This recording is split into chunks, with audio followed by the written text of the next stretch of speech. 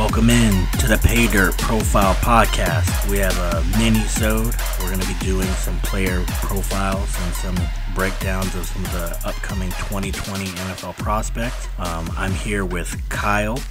The rest of the other guys can't make it with us this time, but if you're listening, you can find us at the Sounder app. You can also find us Apple Podcasts, Google Podcasts, Stitcher, Castbox, Spotify. And if you want to bring us in somewhere else, then let us know. You can find us on all social medias at the Pay Dirt Profile and our Facebook group, the Pay Dirt Profile Podcast. So we're going to be doing some reviews on certain positions, and we'll be back with you as soon as possible to bring you some additional ones. All right, welcome back. I'm here with Kyle. We're talking running backs today. We're going to be diving into Jonathan Taylor, running back out of Wisconsin. He's had a really strong career, really strong type of player. He had a really strong combine. We had a guy who's measuring in about 5'10", about 220, 225. I think it was 226 at the combine. Huge mark was the 4.39 40. He's a guy who had over 6,000 yards in his 3 years over at Wisconsin. Huge production totals, lots of carries. What are your initial thoughts on this guy? Well, you see the production. That jumps off the sheet right there. 2,000-yard seasons and the 900 career touches. We can get into a little more of him. I think that we're going to see that some people may see this as a negative. One person in particular could. I don't know the explanation, but it could be one reason you may want to dock him as a prospect, but I'm not sure it's legitimate. No, I think you have to look at it one of two ways, and I think it's very important that we talk about this because we're living in an era where people want to say running backs don't matter. They want to say that the running back position is a position where we can find guys late and we can plug and play guys. And to an extent, that's true. But when you have real difference makers, those you want those guys on your team. If you're of the mindset that running back doesn't matter and you're going to run a guy into the ground and let him go after his 4 years or 5 years, you cannot come out in his evaluation and tell me durability is a concern for you. Oh, yeah. That's the got that big run against Ohio State. Ripped off first touch. There we go. Lateral injury. First, make a miss. Yep. Run away from NFLers. Oh. So if you're a guy who is going to say that running back doesn't matter, you can't talk to me about his long-term prospects because this is a guy who's 20, 22, 23 years old. He should be able to get through 4 or 5 seasons, at least if that's what you're going to tell me you're going to do as an organization. So you can't knock him for, a heavy workload and then also tell me, these guys don't matter. Right. And then also on the flip side say, somebody who, like Josh Jacobs last year, who had a very low touch total, you're going to come out and say, well, that's a positive for him. Like, well, you're not going to pay him long term, so why is that a positive for him? Yeah. So we just have to be consistent there. It's one of the things where, I get it that running backs don't matter as much as quarterbacks. But I think if everything meshes together, they're more important than receivers. Right. Okay, so just for example, or less interchangeable. Yeah. Like Phillip Lindsay, rookie, gets 250 carries. I mean, it does matter a little bit. Right. I get that you may not want to pay him top money because of the grind that they have to get through every year, a lot of hits. But if you're just on a rookie contract paying these guys, why wouldn't you want someone who's been productive and shown that he's durable? Exactly. Like Jonathan Taylor is. Yeah. He is, and we'll get to it here in a sec, but he is really good, well-rounded. This year they were able to integrate him more into the passing game. 26 catches for a couple hundred yards, which doubled his career totals for both of those marks. I think it was just it was one of the things we want to get our guy involved in the game, and why wouldn't you? He's the best player.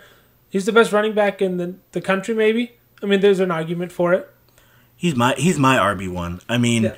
When you're looking at all the different aspects, your initial quickness, run instincts, vision, inside run, outside run. Do they run with power? Do they have contact balance? Are they elusive?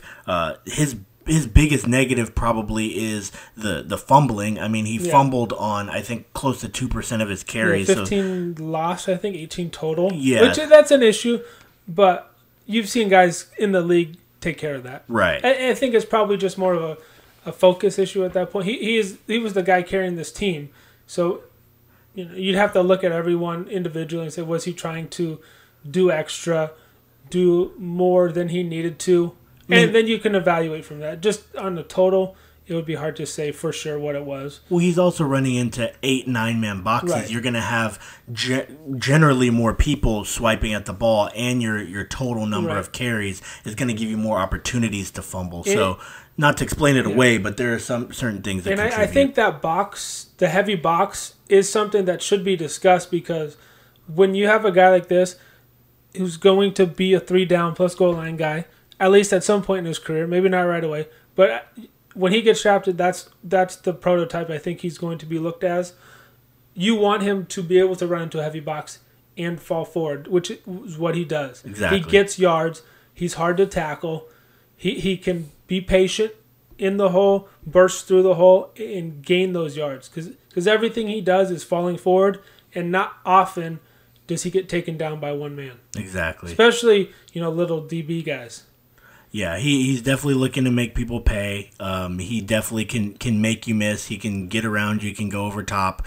And then you saw in the 40, he can just outright run past you. Mm-hmm. And I think one of the big things that I've seen with him, he gets the edge a decent amount of time, and he runs out of bounds. I mean, for a guy in college who usually you see players that are seeking out contact, and that's a positive. But when you're looking at a workhorse guy who's not going to get paid on a second contract, I want you to seek out contact when you're in the middle of the field and there's nothing else you can do about it. When you are on the sideline and you don't have a first down or a touchdown to get your behind out of bounds. Yeah. And I feel like he does that, and I feel like that's part of the reason that he's able to preserve his body a little bit better than some of the other guys. Mm-hmm. One of the things I did want to talk about, because I mentioned before, he's my RB1. Like, I think that they're a really strong top end of the RB class, but he's my running back one. Right, and I think you'd be reasonable to say he's top 3 for sure. Right. I don't think that would be anywhere out of the question. Unless you're Maurice Jones-Drew. So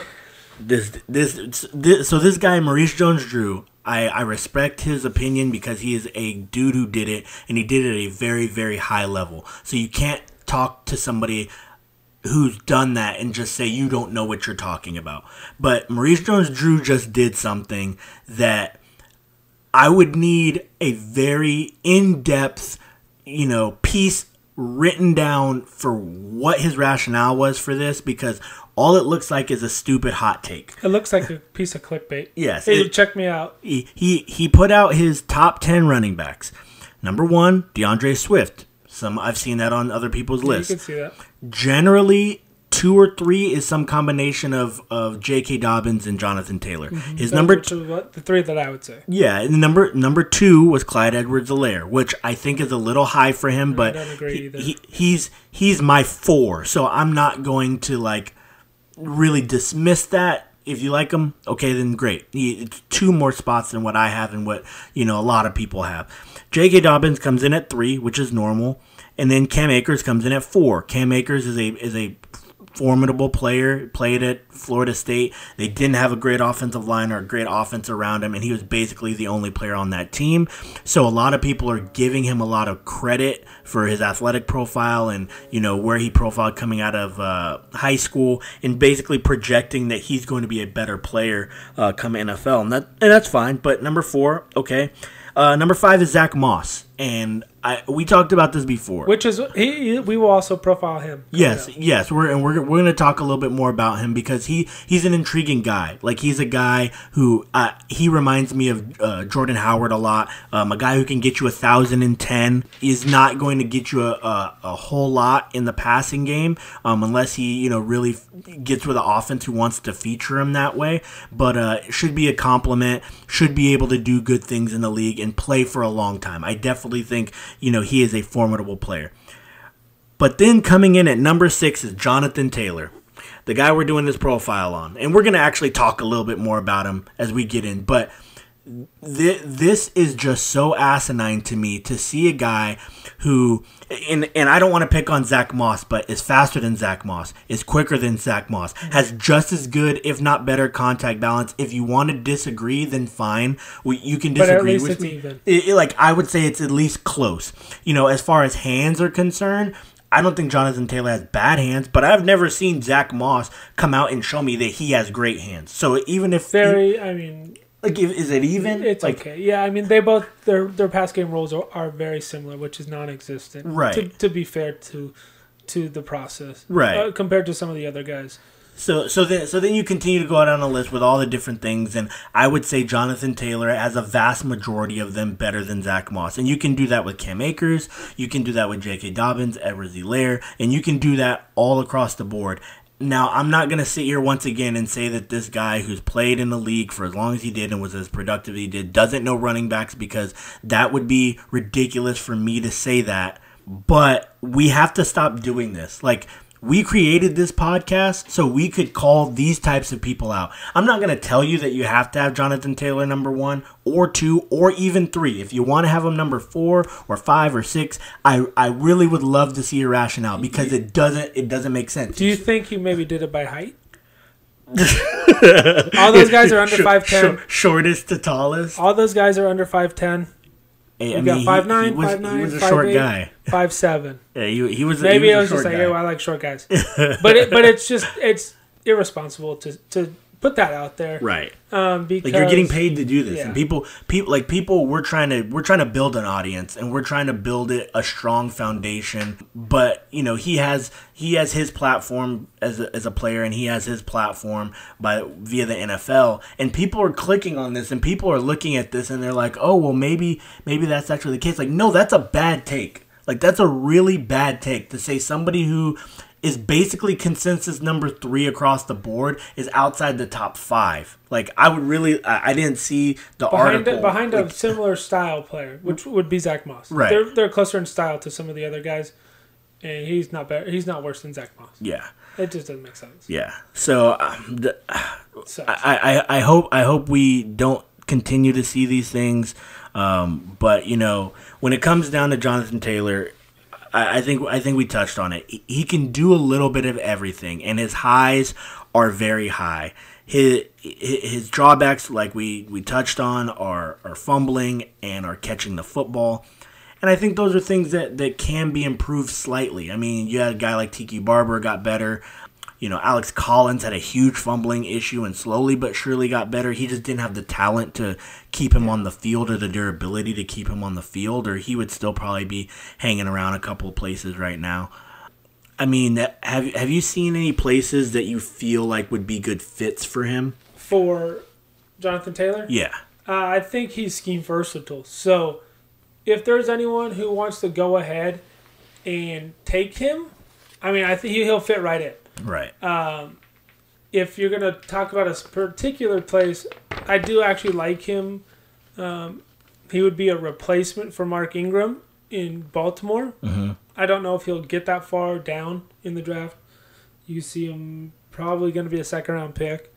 He'd have to get near the bottom of the second. But in terms of teams, he fits everywhere. Right. Particularly, I wouldn't mind seeing him on the Chargers. Second-round pick.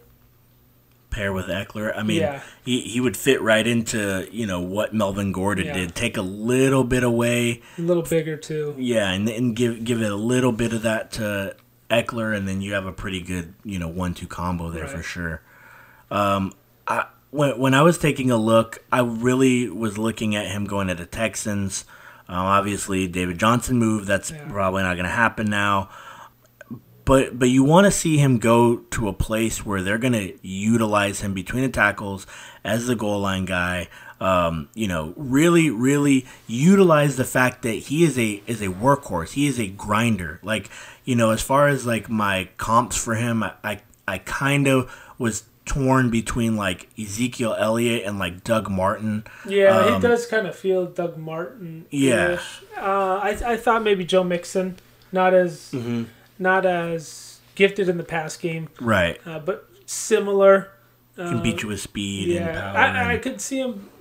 I was thinking kind of fast Royce Freeman, which similar style. And sometimes when you look at these guys, you compare them, you get caught up comparing the scheme that they're running too. You're like, oh, I've seen this guy do this out of this scheme. Right. And so maybe that's where that comes from. He's running a lot of power counter stuff. Yeah. Out of heavier sets. But I could see him fitting in that role. So Royce Freeman, 150 carries this last season, 600-something yards. I would anticipate if he gets 200 carries, he'd be close to 1,000. Right. If he got, adequate blocking. Yeah, I think I've seen a few mocks where he's gone to the Titans as like the Derrick Henry replacement, which I think fits a lot. But then also, what are you doing with Derrick Henry? You're just going to let him walk after the I mean, maybe. The Chiefs, I don't really think that they can afford to take a running back that high when they have to be end of one. And at that point, you might have your choice. Right. And they... Based on what they do, I could see them more going Swift or Dobbins if they're all available. Right. Or even really a layer. I think you can also take a look at a team like maybe the Falcons take him and are like, hey, Gurley, we're going to do this, homecoming thing for this year. Jonathan Taylor's going to come in. You're going to split, and then we let Gurley walk because – clearly Gurley is a player who's probably not going to be playing on $5 million tags, the rest of his career. So I could see a situation like that where you have an established starter, but a guy who's maybe on his final deal, and you want to get there and you do a tandem thing, and then he takes over next year. I don't think that he gets out of, midway through the second round. First round is definitely within the cards. I think it's going to really depend on how some of these other positions fall. We have a lot of offensive tackle, the big three at wide receiver with, Ruggs, Lamb, Judy, and then, Jefferson, and then if anybody else likes a receiver. There's going to be a lot of positions in there that, running back might just get pushed down a little bit. If he gets to the bottom of that second round, a playoff team is going to be very happy that they picked him up. Right. I mean, I could also see a situation, and I really like James Conner. I really like his story, but, I could see him going to the Steelers. And James Conner has shown improvement in the passing game, even though people want to say that he can't, pass. If you look at the game against the Chargers, that's basically all he did was catch passes and destroy them on the edge. If they take Jonathan Taylor as the next guy, and then they get, a final year or so of Connor maybe as, 1B, and then now you let Connor walk, deuces, thank you for your contributions. Or if you can sign him to a really favorable deal, you can keep that 1-2 punch going, but then you can keep your ground and pound type game for the Steelers. He'd steal all those carries from Benny Snell. Oh yeah.